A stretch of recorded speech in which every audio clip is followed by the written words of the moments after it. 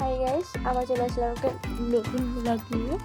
তো আজকে আমার মার খুব শরীর খারাপ, তাই বা হোলসে রান্না করব ডাঁটি আলু তরকারি, ডাঁটি আলু টমেটোর ঝোল। তো প্রথমে দেখতে পাচ্ছেন কড়াইটা চাপিয়ে দিলাম, তারপর দিয়ে দিলাম সরষের তেল, পেঁয়াজ কেটে দিয়ে দিলাম, তারপরে দিলাম মশলা বাটা, আদা বাটা, রসুন বাটা, জিরে বাটা, ধনে বাটা, অনেকটা পেঁয়াজ দিয়েছি, তারও করে বেটে দিলাম। বেটে মশলা দিয়ে দেখতে পাচ্ছেন হলদি নুন দিয়ে দিয়েছি, ভালো করে নেড়ে নিচ্ছি। নেড়ার পর যে আলুটা রেখেছিলাম কেটে, বললাম তো ডাঁটা আলু তরকারি করবো, তাই আলুটা দিয়ে দিলাম, ভালো করে কষিয়ে দিচ্ছি।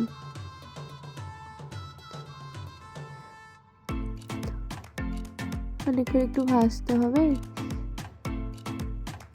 দেখতে পাচ্ছেন। তারপরে আমি যে ডাঁটাটা রেখেছি ওটা দিয়ে দিলাম, ওটাও কষাতে হবে। তো আমি ঢেকে ঢেকে কষাচ্ছি, যেহেতু তেল দিতে হবে একটু বেশি। আমি তেল দিয়েছি বলে আমাকে জল দিতে হলো না। তো সিদ্ধ হওয়ার জন্য আমি জল দিয়ে দিলাম যতটা লাগবে, ঢেকে রেখে দিলাম। যেহেতু ফুটে গেছে তো টমেটো দিয়ে দিলাম, আমি টমেটো বানিয়ে দিয়েছি।